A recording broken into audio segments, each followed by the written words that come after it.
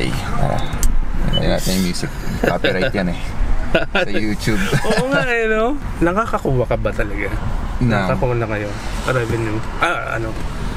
Parang income sa YouTube? Or... Yeah, oo. Meron. Sa'yo, meron? Sa Philippines, medyo mababa. Mababa rin. Yung hilig ko talaga, food. Hindi ako nag-vlog. Oh, yan. Napanood ko yung mga street food yan. Hindi ako nag-vlog talaga. Tapos, ito na lang. So, tinry ko lang. Punta ako ng Plaridel before.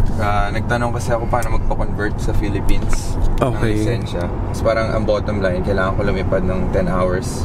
Sa RPC, registered na Cessna. Oo. Parang kailangan may konti kang oras sa Manila. Tapos parang may check ride din. Classmate ko sa PAL na nag-flying siya sa Florida.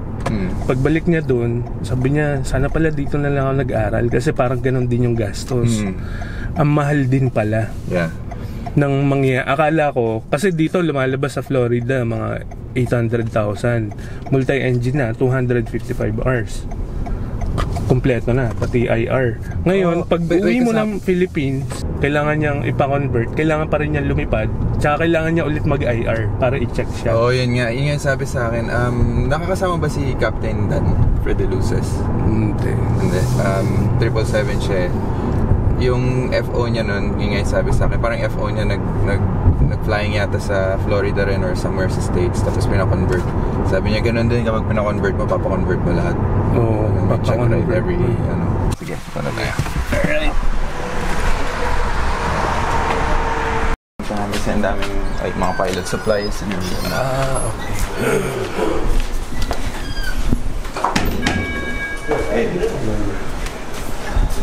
Okay. Wala kaming FAA kasi ang Canada hindi FAA. Transport Canada. Yung Jepsen hindi applicable sa amin. May sarili silang, although similar. So paano yung IR? Iba. FAA? Ganito. FAA siya. Hindi siya FAA. Acknowledge na FAA pero hindi FAA procedures. Anong gamit niya? Fixed card ADF? Fixed, oo. Wala akong experience. Tinry ko pero sabi ko siya. So parang RMI na siya? Meron lang tumuturo na. Meron kami ganito yung setup ng mismong training. Baka ito yung aeroplano namin eh. Duchess, Beechcraft Duchess. So yeah, may RMI, HSI, tapos GPS, 430 na tayo. Meron kaming dito airport sa Nanaimo, sa island, sa Tawid. Meron silang NDB runway 16 approach. Kapag ginawa mo sa SIM, anytime na akala mong sentro ka, sa liwa. Sa liwa. Pop out ka na minimum, wala. Hindi talaga siya pang weather. Hindi. Daming nadidisgrasya dun eh. Kaya tinanggal na. Kaya RNAV na dapat talaga, tsaka ILS. Pwede nga makita yung yung chart na ginagamit nyo. Meron ako. Yung Jefferson chart kasi, yun yung talagang inaral namin. Kasi ito, andito. Naalala ko bigla. Ang tawag sa amin, naka-record ba? Para makita nila. Sige. Canada Air Pilot. So basically, lahat ng paper charts namin nandito. Yung Canada, iba yung itsura niya compared sa FAA, di ba? Di ba usually Jeppesen parang standard? Oo, Jeppesen yung standard. Same pero iba yung itsura niya. Oo nga, iba. Kasi diba? Pero medyo similar sa taas. Yung heading medyo similar. Same yung format, pero iba lang yung design. Ganun yung Transport Canada eh. Pati yung mga VFR charts namin. So lahat sa Canada ganun. Pero paano pag halimbawa meron kang flight sa international, ano ginagamit? Philippines. Yun, provided na ng company. Ganun na. So dun mo aaralin yung Jefferson. Yeah. So ngayon, while local lang yung flights mo, ito yung ginagawa. Pero kapag pumunta kami ng States, gamit namin yung alam mo yung for flight? Hindi. Para siyang, paano ko ba masasabi? For flight is parang application siya sa phone or iPad. Andun na lahat ng charts mo, approach plate. Yeah. Tapos may moving map ka. Tapos so pumunta ka ng States, kung ano yung i-provide nila source doon, yun gagamitin mo. As long as valid. Problema sa aviation dito, mahal. Like ito, kailangan mo bilhin every 56 days if you want current charts. Yeah. Nagpapalit sila every papalit. So ang dami ko ng ganito. Pwede ko actually bigay sa'yo kung gusto mo i-take home man. Hindi, okay lang. Wala kang plano magturo. Gusto ko nga magturo kaso mahal yung instructor rating eh. Abutin mo ba? $12,000 Canadian. Dami nga nagtatanong sa akin, Sir, okay lang, paano ba magpiloto pag walang pera? Ang hirap sagutin. Pag walang pera, nako, mahirap nga. Remove before flight. Magkano kaya yung mga ganito? $3 or $4. Sarap magplayo eh. Sarap, masarap. Ibang class, nakaka-addict. Addict. Mahal na addiction. Mahal na addiction eh. Saan ka lumilipad? Dito rin? Never pa ako nakaland dito kasi mahirap talaga siya. Mahirap. May timing. Hindi ka basta-basta, like even though mag-take off ka, kasi yung airport ko nasa south ng YVR. Take off ka, okay, andyan lang yung zone, pwede mo tawagan yung tower. Bawal. Kailangan may flight plan, coordinated kung saan ka mag-taxi off. So pag nag-flight plan, i-mail o kailangan? Tatawag ka lang. Tawag ka di ba ang flight plan sa inyo sa tower? Oo. Nakikita mo lagi, di ba? So bawal ang tawag doon? Bawal. Bawal sa inyo sa Pilipinas? Oo, kasi ipapapirmahan mo yun eh. Ay, sa amin pwede nga online actually eh. Hindi, pwede yun sa commercial. Yung okay. ano na. Pero sa Gen Av bawal. Sa Gen Av, oo, kailangan mag-file. Bali, punta na lang tayo sir sa MacArthur Glen outlet. Tapos may doon, Chinese noodles. So dyan ako nag-apply. Oh, okay. So waiting lang for some opportunities. Medyo slow season na kasi, kaya yun ang problema eh. Sa atin din, kasi plano ko nga mag-FOT. Pero since walang opening eh. Mahirap. Hindi ko dinidiscourage yung mga possibly nanonood nito, pero sa aviation, siguro this is true universal naman.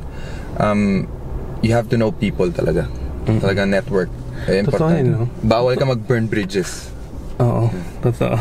Kasi one mistake na ginawa mo, everybody hears about it. Tapos maybe yung future employer mo narinig, alam mo ba, may incident si Paul na lumipad siya ng ganito na lang yung remaining hour inspection ng aeroplano din. Maririnig nila din. Kasi ingat talaga. Especially yata North America, may mga listed yung mga errors mo. Sa FAA, pag nagkamali ka, I have a phone number to copy. Itong, like sa ere, kunwari na sa misapproach ka practicing IFR, hindi ka bumalik sa frequency ng approach controller. Tapos, shoot, nagkaroon ka ng ewan ko, kunwari yung isang 737 nag-deviate dahil sa'yo.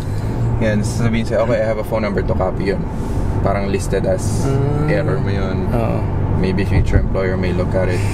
Yung ganyan siguro sa atin mahirap, like kasi ang baba ng oras natin. Kaya so pag pumasok ka ng airline, wala kang oras eh. So ito lang papakita mo, 250, 200 hours. Kaya hindi ka talaga makaka-apply eh. Tapos ganun pa yung record mo, di ba? Kaya ang sabi ko sa mga student pilots na nagtatanong sa akin, worth it bang aviation? Sabi ko, kung passion mo talaga, it's worth it. Pero it's a high risk, high reward industry. Meaning na, obviously, if you do well, yung risk na ginawa mo, parang it compensates, parang worth it lahat. Like, kunwari, you sacrifice dahil ang layo ng airport. You always drive like an hour to and from the airport. Lahat ng sacrifices mo. Pero eventually, in the end, magpipay off. Pero ang problema lang is, one mistake can lead you down. Yung first ko naman, na-discourage ako. Yung bagong pasok ako sa flight line, nasa school.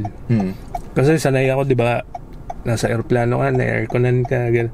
Pagdating sa Philippines kasi mainit. That's true. Ganun din dito, bro. Pag summertime, oh my gosh. Talaga? Sobrang init ng Cessnas. Tapos naka-type A kami noon, yung mga first ko. Kasi I can imagine. Grabe, sir. Sobrang init, napaka-humid. Tapos pawis na pawis ka, lilipad ka. Kaya every time nagkakasakit ako eh. Pero hindi ko na sinasama sa vlog kasi nga napaka-negative. Pero ang ganda ng mga vlogs na sir kasi sobrang, alam mo yun, parang yun talaga yung makikita ng mga estudyante kapag nag-sign up sila sa Kasi ganun talaga yung nangyayari eh. Hindi ko na sinasabi. Yun yung mga yun yung mga nakakat. Mga kinakat ko na. Ang lugar to, sir? MacArthur Glen. MacArthur Glen. Wow, ganda. White, nakaparating sale dito. Talaga? Oo. Ayos.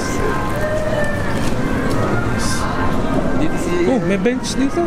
Ibang bench yan. Hindi Kita mo may dot? Yung bench natin sa Pilipinas may gano'n yata. Parang sinu nila yung each other eh. Na balita dati. Talaga? Pero ano mas matagal? Parang mas matagal na yung sa atin. Ngayon wala nakita yan. Masarap dito eh.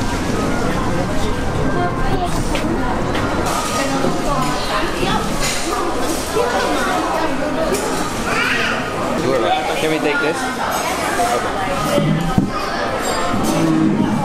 Kailan ka babalik ng YVR niya, sir? Hindi ko pa alam eh. Biglaan to, sir. Talaga ba? Oo. Gulat nga ako eh. PR116 sabi ko. 116 Vancouver ata yun. I-ano mo siya. Uy, sarap. Buka, sir. 1 month ka papasked. Grabe. Dito, like, siguro, on average, 2 to 3. Para tayo lang sa Baguio, sir. Ganun. Ganun yung pakiramdam, di ba? Bali, ito yung flight bag ko. Actually, ito pa nga ako. Palpa. Ayun, Philippine So, ito yung draft logbook ko. Yun. Damong 172, sir. 172 ang mahal nito. Oo. IKEA yan, sir. IKEA. Best investment ever. Ang hinahanap ko, sir, yung Telex. Ito kasi, dahil nga sa Pilipinas, napakainit. Mainit, oo.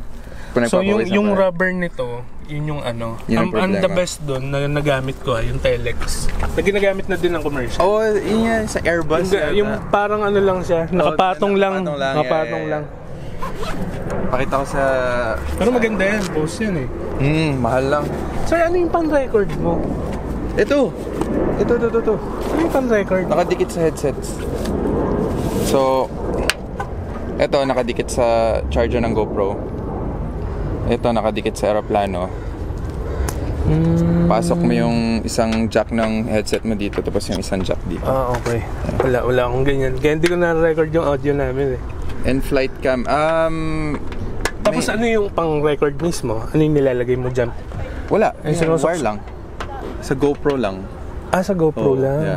Yeah. Ayan yung license. Mo. Parang passport. Ano? Galing. Yan. Sa amin kasi ID. ID lang. Yun nga eh. Actually parang mas maganda nga yun eh. Ito. Ayan, pakita ko lang. Ito yung ID. Yan. Saka parang mas gusto kong magstay muna dito and tignan ko kung anong opportunity. Oo. Okay naman dun, pero kasi yung family mo, number 1 nandito kaya nga eh. Oo. Although may family din naman ako doon, tsaka sa Pilipinas naman ako lumaki. I don't mind leaving the place, yung Vancouver. Tulungan lang naman eh. So pagka nagkaroon ulit ng mass hiring, sabihan kita. Sige. Malalaman naman natin. Pero pag nag-mass hiring yata, madali lang eh. Kasi marami nang nakaano eh, no? I mean, mabilis lang kasi marami na nakapila. Pero sir, hindi naman lahat nakakapasa eh. Ano yan? Hindi naman lahat nakakapasa. Hindi ba lahat nakakapasa? Hindi. Many are called, few are chosen, parang gano'n? Yes, sir. So, dito ka nag-exam, sir? Yeah, Transport Canada. Diyan yung licensing namin, lahat. Medical, hindi sa kanila, pero yun, Ultima Medical. Affiliated nila. So, hanap ka na affiliated ng Transport Canada. So, ang ganda, isang building na lang. Ay, pasyal kita dito, sakto. Ito yung school ko ng nag-aircraft mechanic kasi ako, engineer. Okay. So, ito yung school ko for... So, yung course mo ng college, aircraft mechanic, engineering. Ang nangyari sa akin, so, finish ako college sa Philippines. After 2 weeks, move sa Canada. Pagdating dito... Anong course sa Philippines? BS Entrepreneurship. Okay. So, 4 years yan, sir? 4 years. And then after graduate, 2 weeks. Nag-aral ka ulit dito? Dating dito, parang may English conversion akong hindi kasi ako nag-IELTS. So, pina-English conversion nila. Although madali lang naman kasi Pilipino naman, madali mag-English. Yun, tapos natanggap ako dito sa program about 8 months later. Tapos yan, 2 years ako nandito. So, aral ka ulit ng 2 years? So, bali 6 years ka nag-aaral ng college? Bali ganun. Tapos nag-flight school pa. Overqualified ka sa requirements, sir. Ano mag-masteral, ano? Kaya nga eh. Yun, kaya very, na ako ngayon, gusto ko na makahanap ng work. Kasi, nung mga last 4 months ako dito, nag-start na akong flying school. So, medyo part-time ako, PPL. Pinagsasabay ko. Hirap, full-time kasi ako dito eh. No? Lahat ng mga sakripisyo. Sakripisyo talaga, hindi pwedeng kunin ng ganon lang eh. Yeah, hindi biro tumira lang. Kaya ang dami nga nagtatanong na, sir, paano ba? Ano bang madaling paraan? Ano ba yung ano? Kaya hindi ko din sila masagot. Hindi ko kayo masagot eh. Kasi may sariling way eh. Oo. Sinabi ko nga madali mag-aral kasi gusto mo naman yung flying talaga. Ang mahirap magbayad ng ano, tapos yung mga requirements bago ka maging pilot. Napaka ganda oh. Pull over ako dito.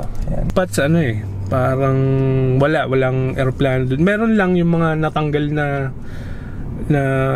makina. Parang wala akong natutunan. Yun yung sinasabi ko. Kaya nag-quit ako. Oh, pero nakailang years kayo dun, sir? 1 year. Anong tapos course? ayoko na. Mechanic? Aircraft Maintenance Technology, AMT. Tapos nag-shift na ako ComSci. 1 year ulit. CIT. Pero saan kayo nag-graduate? Sa Manila? Manila na. Ang ganda. BSIT na ako. Tsaka ini-student loan ko, so may mga ganun options dito. Hindi, balita ako sir, baller yung parents mo kayo. Ano? Baller kayo dito. Hindi ah. Mayaman sila dito sir. Masikap. Pero, question sir, medyo personal. Okay. May ano kayo dito? Anong work nila daddy? May business kayo dito? Or? May business kami sa Pinas. Pero sa dito, parents mo, paano inaano yun? Paano minimanage? Yun ang mahirap kasi yung mom and dad ko nag-work din dito full time. Sino nag-manage doon? Sila rin via FaceTime, Skype. Grabe no? Yeah, at least negosyo, FaceTime na lang sa Skype. Tapos umuwi si dad, si mom naman yung uwi ngayon. Papapalit-palit sila. Saan ba kayo sa Pilipinas? Sa labas ng UST. Oh, okay. So, sabi mo street food, sir? Street food ang buhay ko din sa Pilipinas. Kaya pagdating dito talagang, ay nako, walang street food. Pwede pala ito, pangan. Nangin ko pala na kita pwede. Philippines. Back to the hotel. Thank you, sir. No problem. My pleasure. Ulitin ulit. No, pleasure ko, sir. Salamat. Nandito ko. The legend. Lipat tayo next time. Yun, mas makita na. Ay, sana, oo. Sige, Sir Paul. Okay, sige, sir. Salamat. Ayan, nasa room na ako. Thank you, Sir Paul. Sobrang nag-enjoy ako. Babawi naman ako. Or next time, pumunta ako dito. Ako naman taya. Salamat, sir.